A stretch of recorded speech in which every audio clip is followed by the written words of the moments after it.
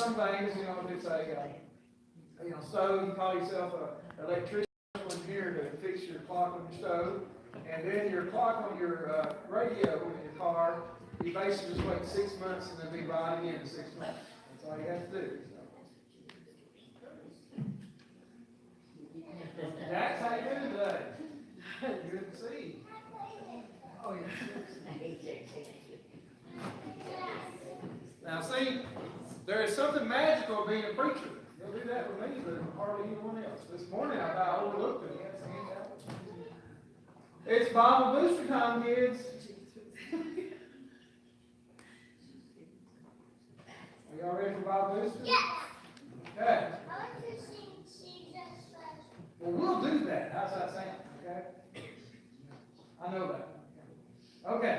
Let's do the books of the Bible. How many books are in the Old Testament?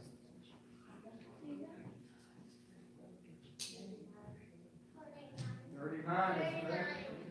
That's right. How'd you know that? Oh, okay, you're sharp. Okay.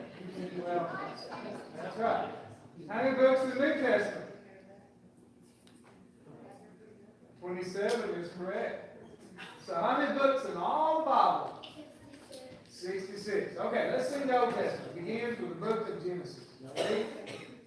Genesis, Exodus, Leviticus, Numbers, Deuteronomy, Joshua, Judges, Ruth, 1st and 2nd Samuel, 1st Kings, 2nd Kings, 1st and 2nd Chronicles, Ezra, Nehemiah, Esther, Job, Psalms, Proverbs, Ecclesiastes, Song of Solomon, Isaiah, Jeremiah, Lamentations, Ezekiel, Daniel, Hosea, Joel, Amos, Obadiah, Jonah, Micah, Nahum, Habakkuk, Zephaniah, Haggai, Zechariah, and the last book, New Testament, Matthew, Mark, Luke, and John, Acts and Letters, Romans, 1st and 2nd Corinthians, Galatians and Ephesians, Philippians, Colossians, 1st and 2nd Thessalonians, 1st and 2nd Timothy, Titus and Philemon, Hebrews, James, 1st and 2nd Peter, 1st and 2nd and 3rd John, Jude and Revelation. Creation. Genesis 1. Genesis 1. That's right. You were the first boy to answer that. That's good. Okay. Heaven. Revelation 21. Revelation 21. That's right. 2 for 2 so far. Birth of Jesus. Luke 2. Luke 2. Ooh. Always beat you up. Okay. Here comes some more. Young men. Come on in. Barry, come on down.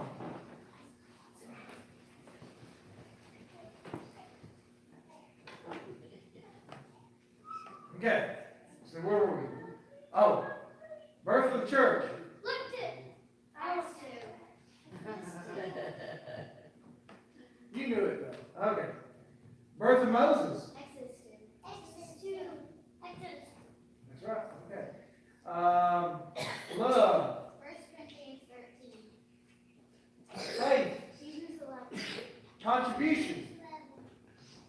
Contribution. Verse what? Yes. 1 Corinthians, that part's right. Contribution. 1 Corinthians what? Oh, that's so close.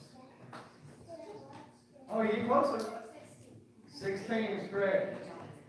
Okay, you were very close. Okay.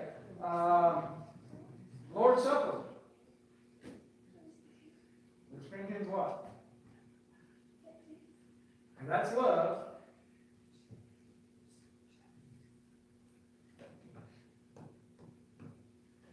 I guess. What is it, Disney? Verse 7. Okay.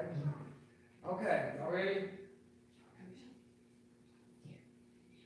Jonah! I had to do that. Okay. Jax wasn't sure what Okay. Yeah, okay. Let's calm it. Let's do this so we get calm now.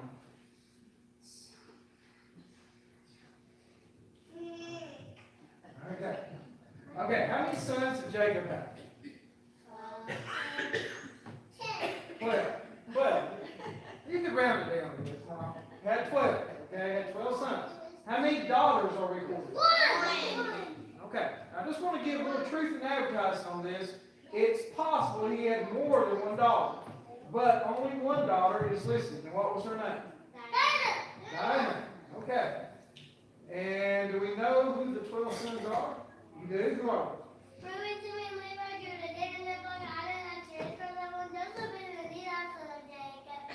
You know? Okay, say it. You want to?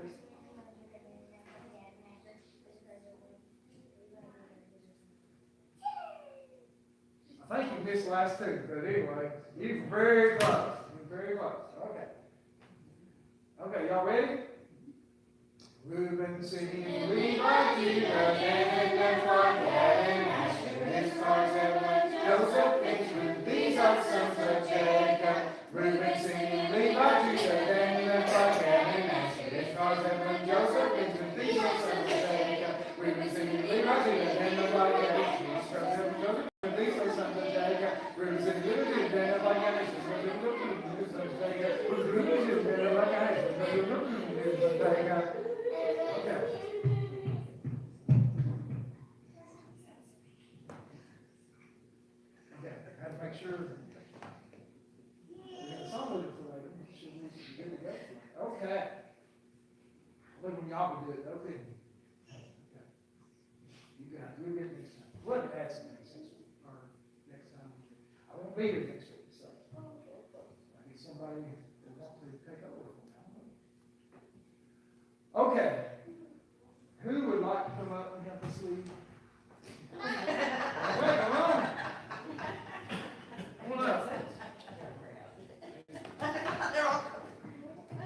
Well, we're going to need to hold it for all of them, so let's see if we're all fit.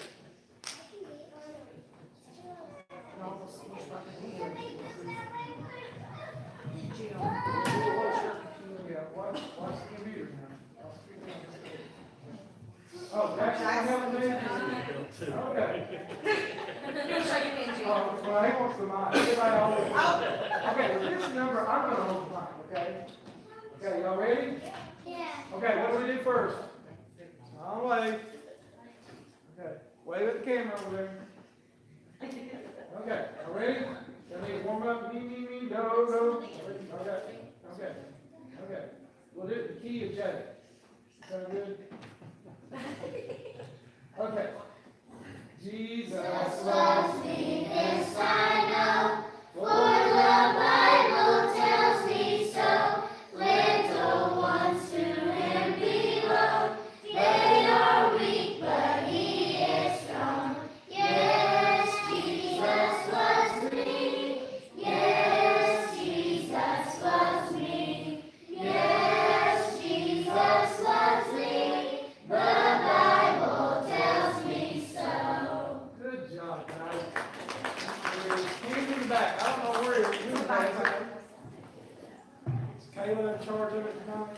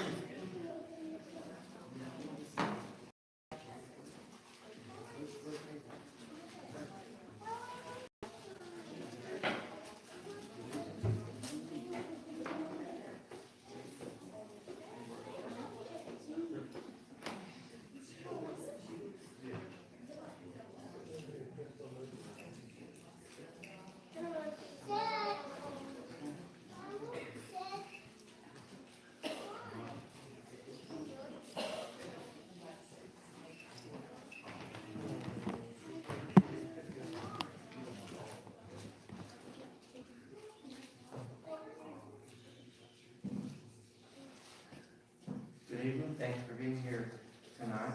If you have to pick up the bulletin this morning,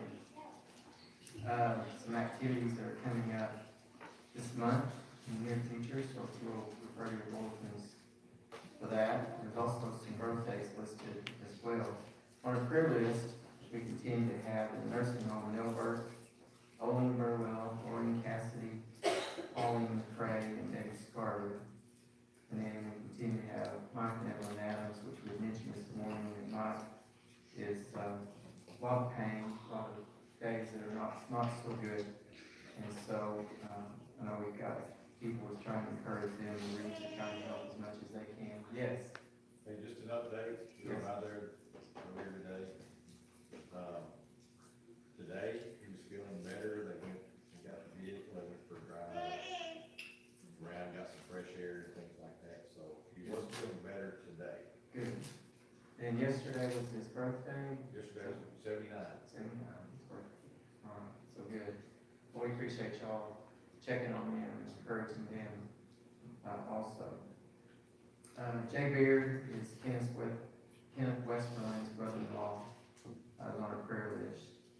Geneva Dishon is Jenny Littleton's sister. We mentioned Tanner Elliott. He's going to be able to come on a little early, so he can be here for Christmas from Afghanistan. And also Caleb and Heather Porter. They're stationed in Germany, and they'll, of course, be there for 4 years, but everything's going fine with them. Jordan and Anita Harder, Betty and Billy Henry, Willie Mae Ray continue to be on our list. Misty Quick and her boys were in a car accident about a week ago. And she's still in a lot of pain. Okay. She was in a lot of pain. I would pray for the eldest boy. He was the one who's driving the car. He's really struggling with it.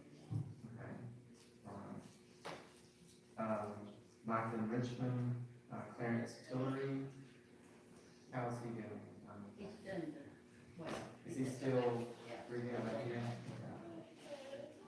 Neil's sister Betty Ross, Garland, Texas, and then Linda Westmoreland and Raymond Westmoreland are also on our prayer list. Julie Dolan has foot surgery tomorrow on both feet, and so she'll be out of commission for a while, but we pray that surgery will go really well, and she'll recover very quickly. And then also, prayers for the family of Robert Dean Sr. His visitation will be at Robert's funeral home tomorrow from 5 to 7. And then the service will be at the Mulberry Church of Christ on Tuesday at 10 a.m. And there will not be a graveside service for that funeral. Anyone else that we need to mention? All right. Kenneth had given us some information this morning that we'll be following up on. The Thanksgiving meal project is coming up very quickly.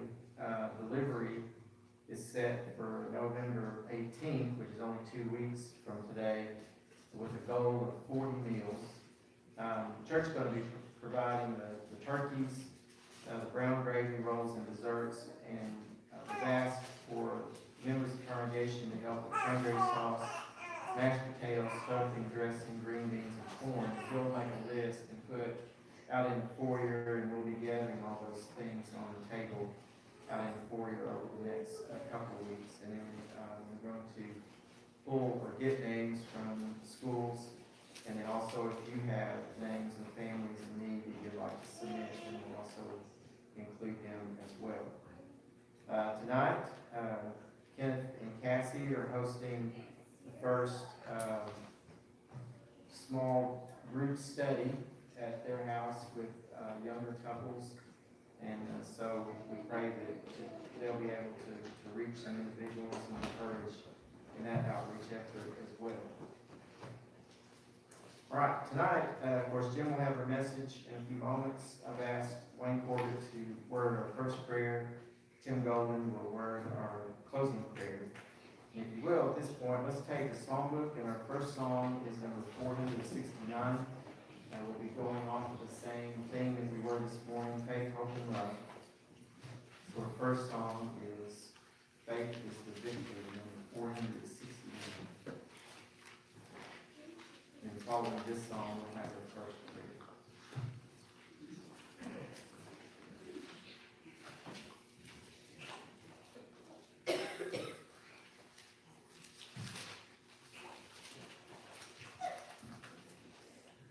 Encamped along the hills of light, ye Christian soldiers rise, and press the battle ere the night shall veil the glowing skies. Against the foe in vales below, let all our strength be hurled. Faith is the victory we know, that overcomes the world. Faith is the victory, faith is the victory. Oh, glorious victory that overcomes the world. His banner over us is love, our sword the word of God. We tread the road the saints above, with shouts of triumph trod. By faith they like the whirlwind's breath, swept on o'er every field. The faith by which they conquer death is still our shining shield. Faith is the victory, faith is the victory. Oh, glorious victory that overcomes the world.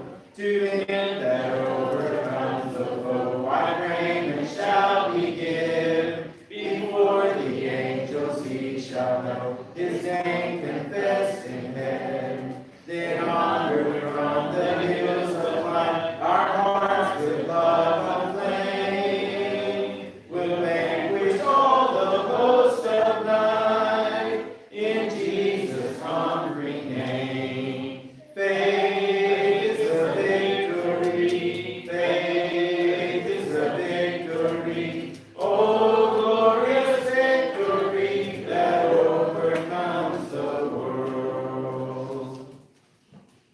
Pray with me, please. Our Father in heaven, we thank you for this another opportunity to come together as your people and to sing songs of praise to you and learn more about your word. Father, we want to thank you for all the many blessings that you give us each and every day, and thank you for the healing that you provided to those that are ill. We pray that you would continue to lift them up and their families that are sick. Encourage them through their illnesses and their trials. Father, pray that you would be with us through this service. Pray that you be with Rick as he leads our songs and Jim as he brings us the message. Thank you for the privilege and the honor of being able to come and worship together without worry of interference by the government. Father, I pray that you would forgive us of our sins where we fail you. In Christ's name I pray. Amen.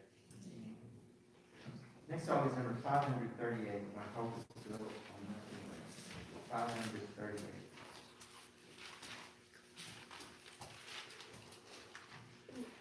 First, second, and last verses.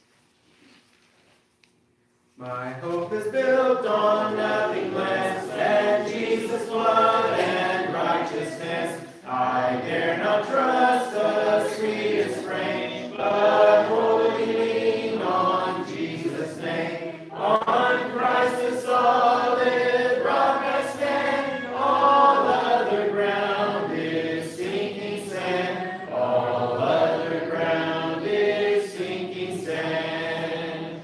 When darkness veils his lovely face, I rest on his unchanging grace. In every high and stormy gale, my anchor holds within the veil. On Christ the solid rock I stand, all other ground is sinking sand, all other ground is sinking sand. When he shall come with trumpet sound, oh, may I then in him be found, dressed in his righteousness alone, faultless to stand before the throne. On Christ the solid rock I stand, all other ground is sinking sand, all other ground is sinking sand. If you'll turn and mark your books to number 948, I am resolved. We'll be using that song after the lesson. Number 948. I am resolved.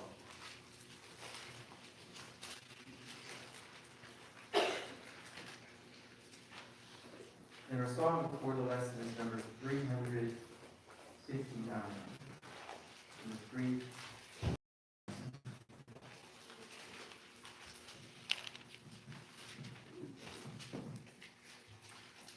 And,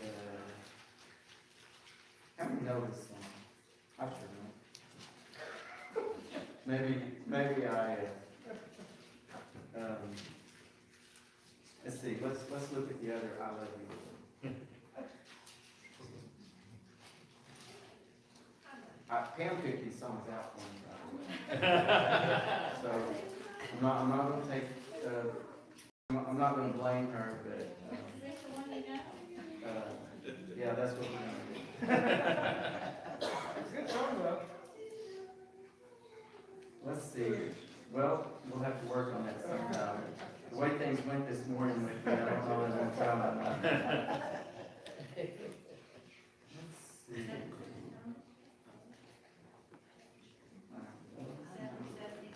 779. Wow, I had that premonition right before I went to that song, so I hope that's the right song.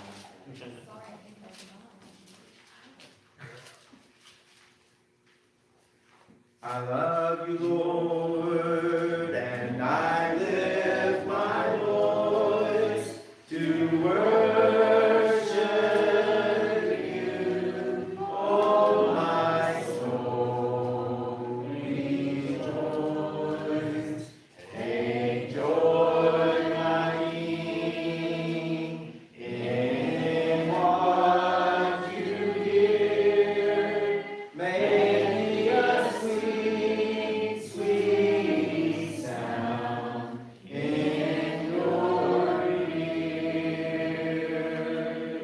I love you, Lord, and I lift my voice to worship you, oh my soul, rejoice. Take joy, my King, in what you hear. Make me a sweet, sweet sound in your ear.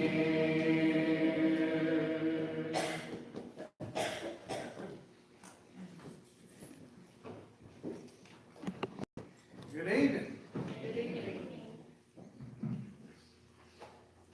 Good to be here.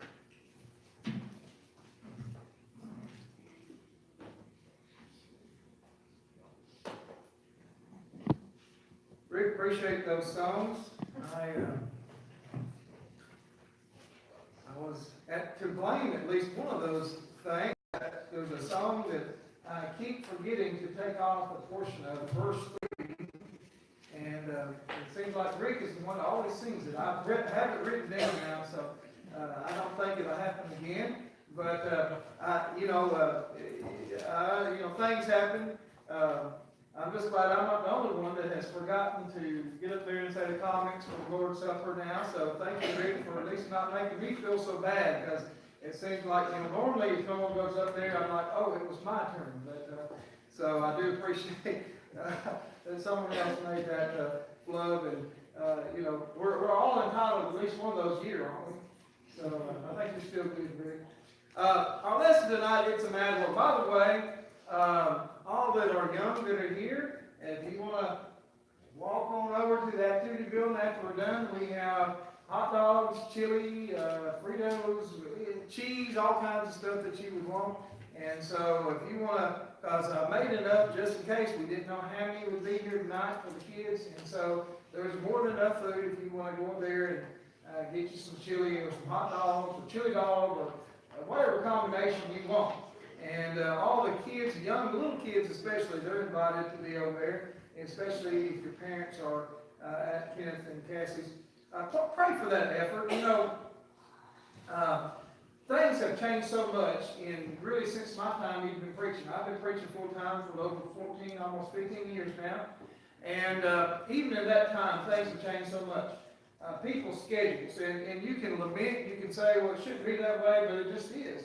It's hard to, put the genie back in the bottle, as the expression goes. And so a lot of times the day that we can get people together to try things, to do things, is Sunday. That's the one day it seems like people still pretty much reserve. And it is definitely an outreach effort to try to hopefully teach and educate some and get them back in the church system, and just to help them with some particular issues that they have.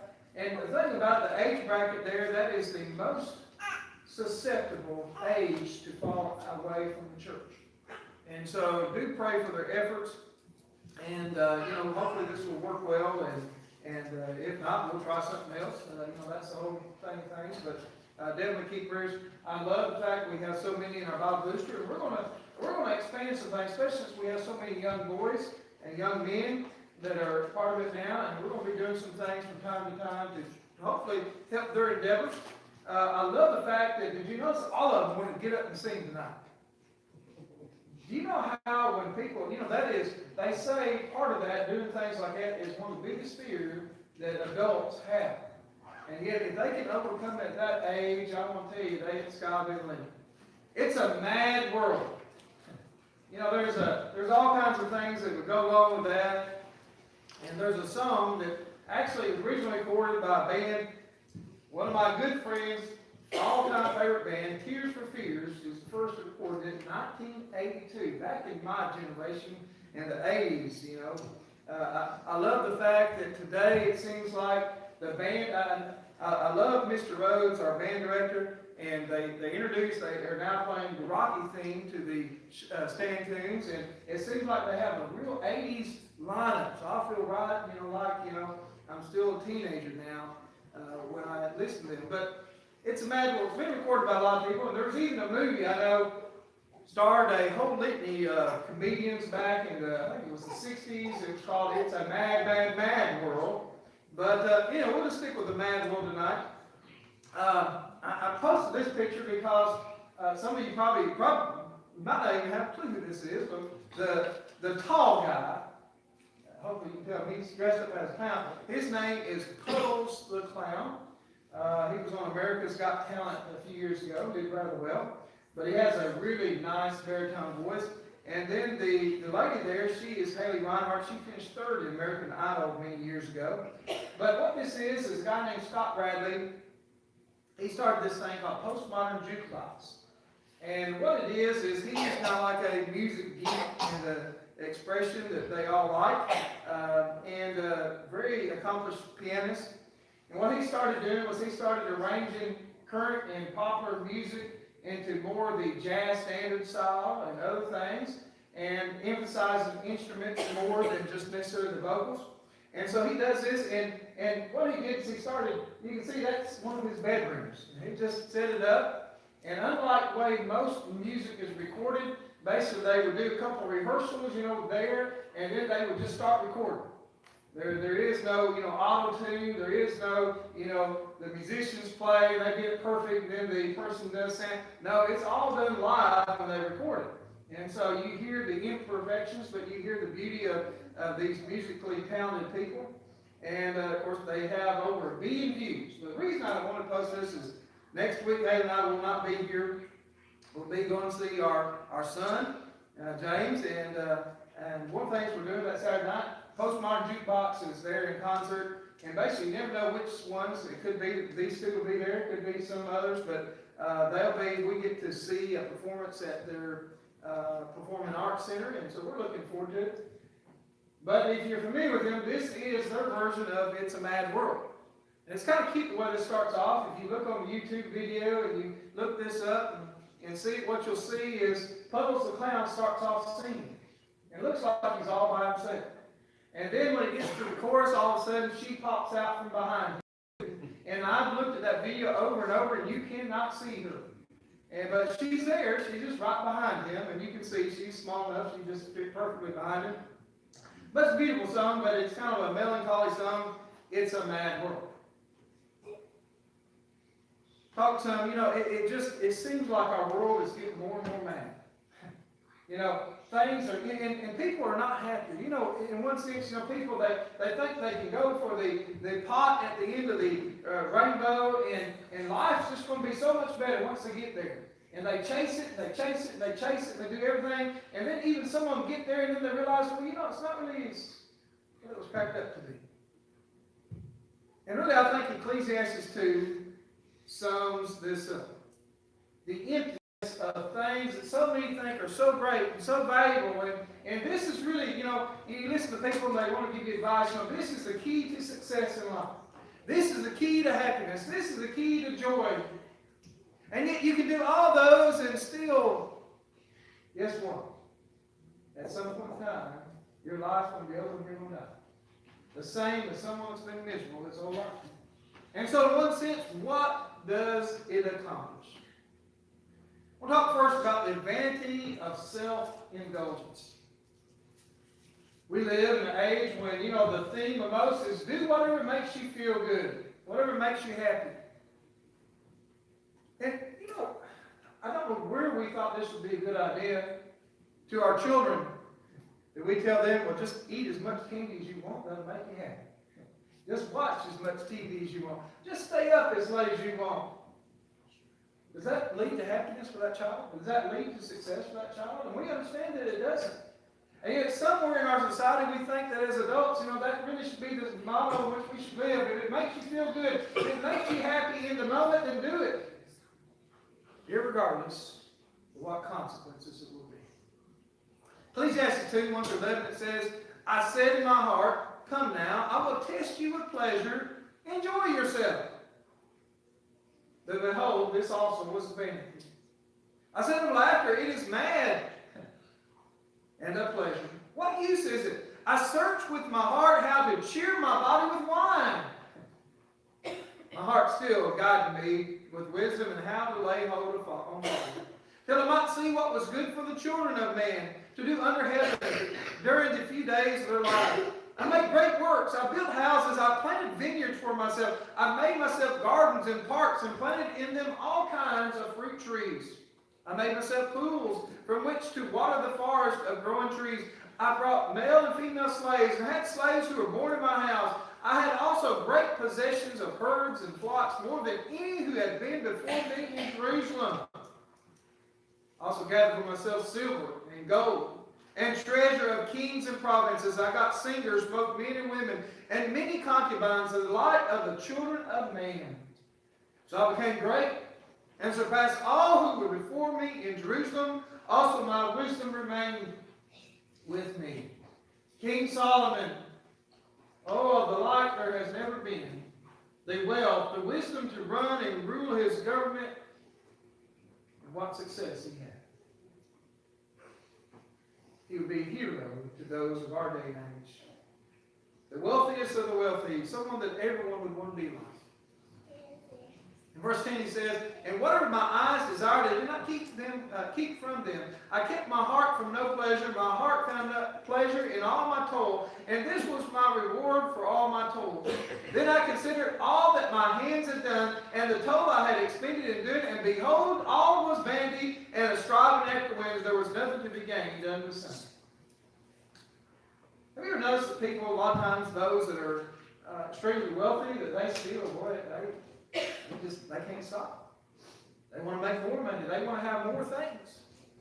And those that maybe are after rewards, one of the toughest things you see professional athletes, one of the toughest things they have to come to that admits to at some point is when they have reached the age they can no longer play like they once did. They need to retire. And time after time after time, it becomes not their choice in their career. And they are cut from a team because they can no longer do it. What good was it? What good is it now? What is the next hurdle?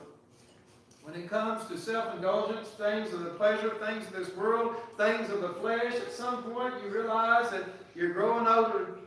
It won't mean that much. Where does it end with your life? Jesus says in Matthew 16:26, "For what will it profit a man if he gains the whole world and forfeits his soul? Or what shall a man give in return for his soul?" I want to tell you, we need to teach our young. You see all these people, and Forbes always has this list of the richest men and women in the world. And far too many of our kids, they say, "Oh, that's who I want to be like. I want to be like them." Dig a little deeper in some of them. And what you'll find is probably not the type of person that you would want to be. They probably have done things in their life to get to that point that maybe a Christian really shouldn't be willing to do that. And what you find over and over and over again is just because they're rich doesn't mean they're happy. And they have struggles that we can't imagine what they'd be like. It's a mad world, the emptiness, the vanity of self-indulgence. The vanity of living wisely. I like to think that I eat pretty well for myself. I eat a healthy diet. I exercise now. I feel much better. I feel better at 51 right now than I did at 31. I run faster. I can do more things. I'm more alert. I eat better. I'm at a healthier weight. But you know what? No matter how much green stuff I eat, no matter how much I run, no matter how much I exercise, I'm growing older and older, and I'm going to die one day. My body won't last forever. And no matter how healthy, no matter how fit you are, you can get run over by a car while you're running. You can get run over by a car when you're driving. You can slip and fall at Walmart, break your neck. Heaven forbid that happens to anybody, but things happen. It doesn't matter how healthy you are, does it? And yet, just being healthy, it's good. Is it good to be healthy? Well, yes, the options is it's better to be healthy, yes. And it's good to, feel good about yourself and other things, but, it doesn't last, does it? As the wise man continues in verse 12, he says, "So I turned to consider wisdom and madness and folly.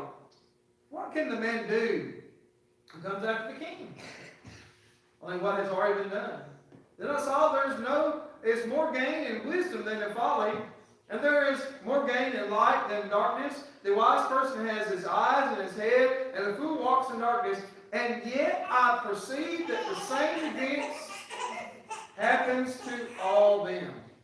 Then I said in my heart, what happens to the fool will happen to me also. Why then have I been so very wise? And I said in my heart that this also is vanity. For of the wise as of the fool there is no enduring remembrance, seeing that in the days to come all will have been long forgotten.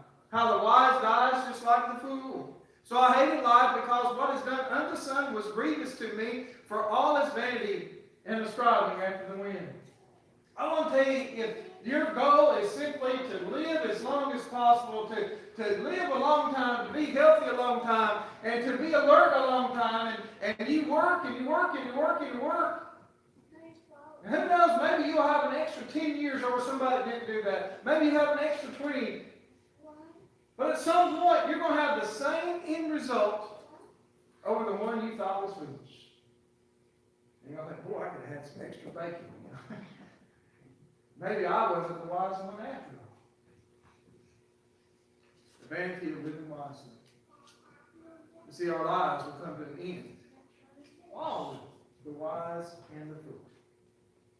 Oh, you notice he didn't say it wasn't good to do some of these wise things. It was good and better. But your end result's the same. If that's all you want to accomplish is to be healthy, to be wise in the way you live. The vanity of toil.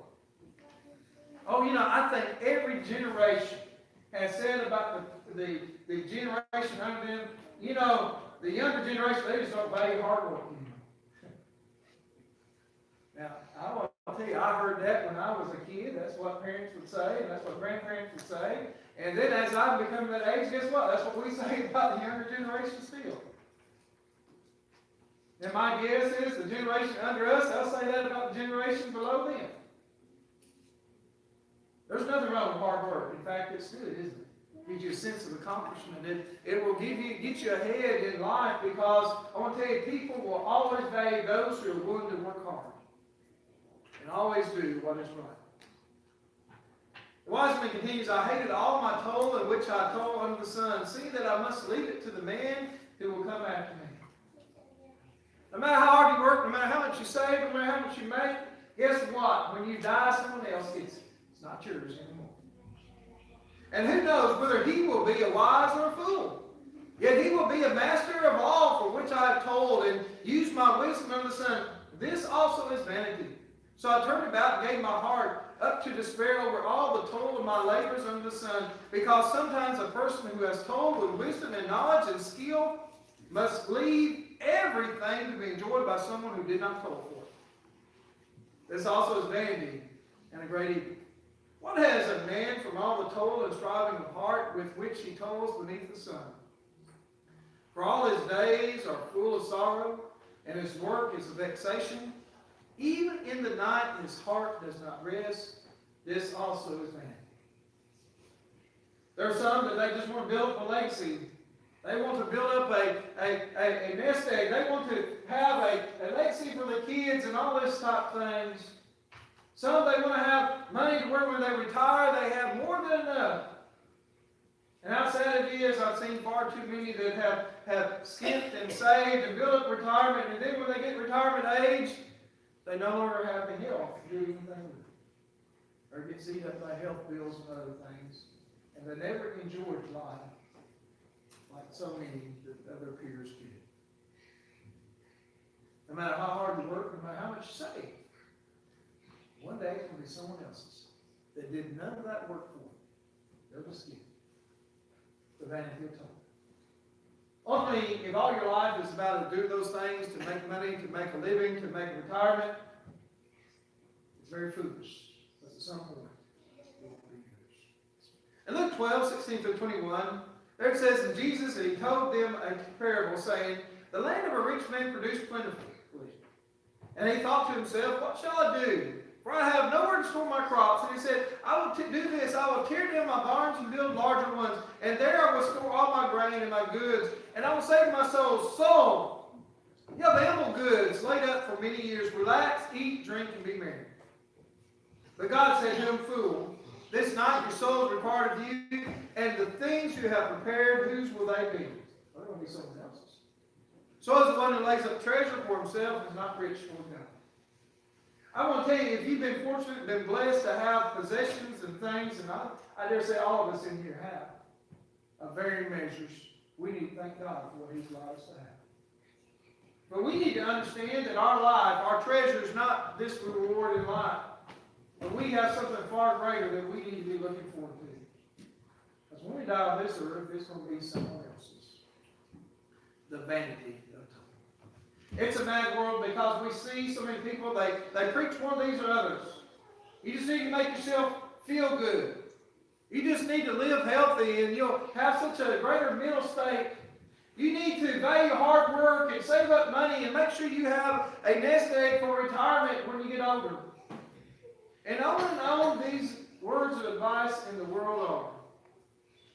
You know what we see is we see people today that are more depressed, more anxious. Suicide rates keep going up. And on the living goes because people are chasing the wrong things. There's something better. There's joy. And I'm talking about scriptural joy. I love how he concludes this section in chapter 2, verse 24. He says, there is nothing better for a person than he should eat and drink and find enjoyment in his toil. It's good to work hard. It's good to enjoy that. It's good to work in something you like doing. This also I saw is from the hand of God. That's God's ways. And for apart from him, who can eat or who can have enjoyment? For to the one who pleases him, God has given wisdom and knowledge and joy. But to the sinner he has given the business of gathering and collecting, only to give to one who pleases God. This also is vanity and striving after the wind. See, God's ways are that we are good stewards. God's ways are that we work hard, that we take care of our needs. God's ways are He does bless us, does He not? But we need to understand that the good always comes from God. And we need to understand that this life will be passing on. Joy. As we talked about joy, really our joy should be that hope, the emotion caused by the expectation of good or the expectation of hope of eternal life. And as we'll probably end all of our lessons in Ecclesiastes, Ecclesiastes 12, 13, and 14, he sums it up. The end of the matter, all has been heard. Fear God and keep his commandments. For this is the whole deed of man, for God will bring every deed in judgment with every secret thing, whether good or evil. You see this joy, no matter how hard our life may be, and you know, the truth is, some of us are going to face a harder life than others. Some of us, it's going to seem like everything we do touches, turns to gold. It seems like we have everything, always good happens. And yet that likely is not true. And then others, it seems like everything that can go wrong in their life usually does. No matter what spectrum we are, we can maintain our joy because we know this earth is nothing compared to the greatness that awaits us. Jesus had joy even going to the cross because he knew what his death on the cross would do. Hebrews 12:2, looking to Jesus, the founder and perfecter of our faith, who for the joy that was set before him endured the cross, despising the shame, and is seated at the right hand of God. I don't want you to misunderstand. We do need to work hard. We need to work hard doing the work of the Lord. We need to work hard taking care of others. We need to work hard on trying to tell others about the great things that are in Christ. We won't rest in this earth. For those of us that are faithful, it will be for a great reward. We will get our rest one day. Revelation 14:13, and I heard a voice from heaven saying, write this, blessed are the dead who die in the Lord from now on. Blessed indeed, says the Spirit, they may rest from their labors, for their deeds follow. What's your situation tonight? Are you toiling and toiling? Are you chasing after the goods? Only to know that one day it'll be over. You're not a Christian. All that you have will be lost, even your soul. What I do is Paul was told that there's some urgency, arise and be baptized and wash away your sins. Calling on the name of the Lord, Acts 22:16. Maybe you're here tonight, maybe you've lost focus as a Christian, maybe you've turned a blind eye to the true path, and you've turned your eyes to that pleasures of life, to the riches or to whatever things of this earth. I will tell you, it's not worth it. Your soul is far more valuable. If you have any need at all, come now, stay with us. I am resolved no longer to linger, charmed by the world's delight. Things that are higher, things that are nobler, these have allured my sight. I will hasten to him, hasten so glad and free. Jesus, greatest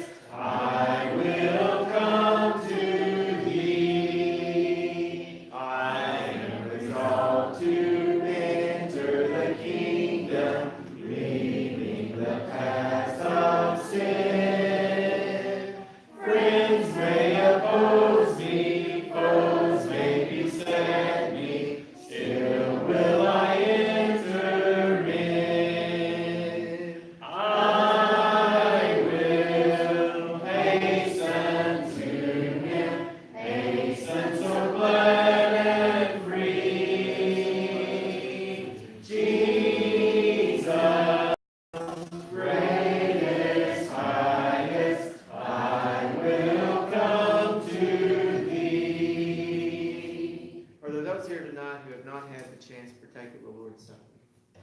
Yes, would you please be seated?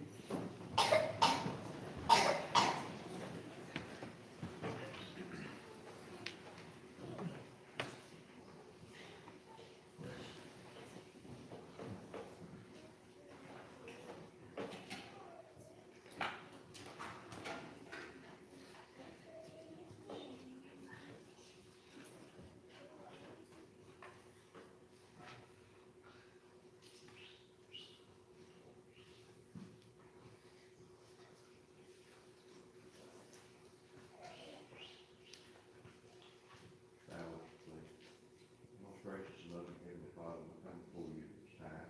We come asking that you be the one to take, and not take this love of Christian, which should us as Christians, Christians, our son's body, and not take this manner, we will live outside, pray in Christ's name.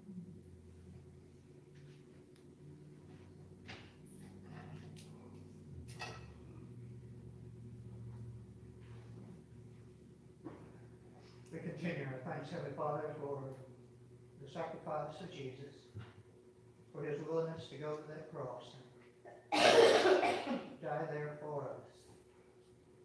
Just pray that you be the ones to take of this fruit of the vine, which represents that blood. They partake in remembrance of that sacrifice and just examine themselves as they partake. We ask in Jesus' name. Amen.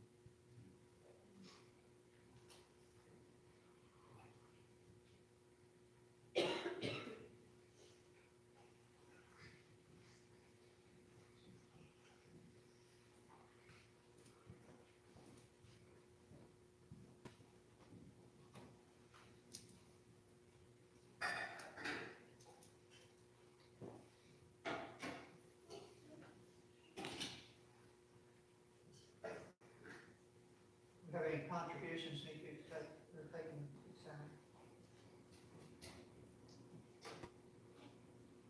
Father, bless us for this day. Thank you so much for each and every blessing. Just ask your continued blessing upon us throughout our lives. Be with the one who gives this evening for the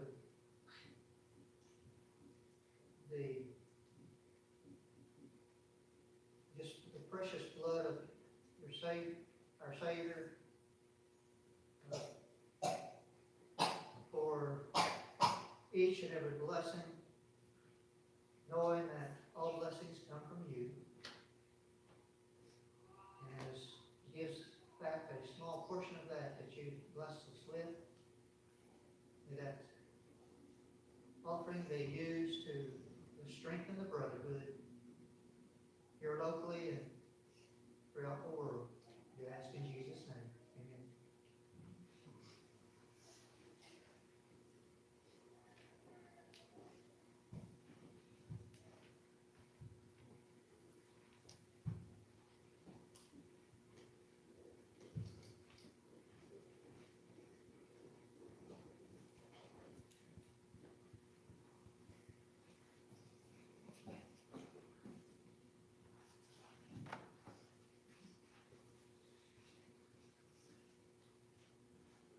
Number 778, we'll be using first and last verses as we close this evening. Number 778, be with me, Lord, and Tim Golders going to lead us in closing prayer. And if Deacons and Steve, would y'all have time to meet for just a couple of minutes after service, please? I'll try not to be long. Let's all be standing. Be with me, Lord, I cannot live without thee. I dare not try to take one step alone. I cannot bear the load that life unaided. I need thy strength to lead myself.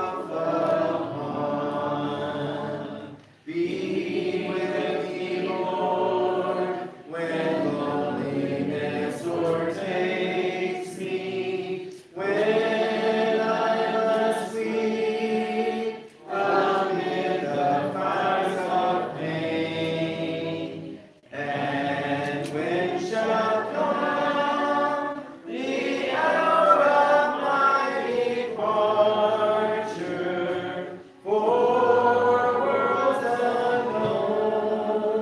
O Lord, be with me then. Our Heavenly Father, we are grateful that you have once again allowed us to gather here tonight, Father, and sing songs of praise to your glorious name instead of your word. Father, we are thankful for all the blessings you give us daily, Father. We take it so much for granted. But Father, most of all, we thank you for your Son Jesus, who gives us hope. Father, we'd ask that you would be with those with health issues, Father. We know that you know them. There are many to be named, but you know who they are. We ask that if it would be your will, lay your hand on them and heal them, comfort them, and may they resume a measure of health that they so much want. Father, we ask that you would be with us as we leave this building tonight, Father. We ask that you would continue to watch over us and guide us and bless us, and please forgive us for all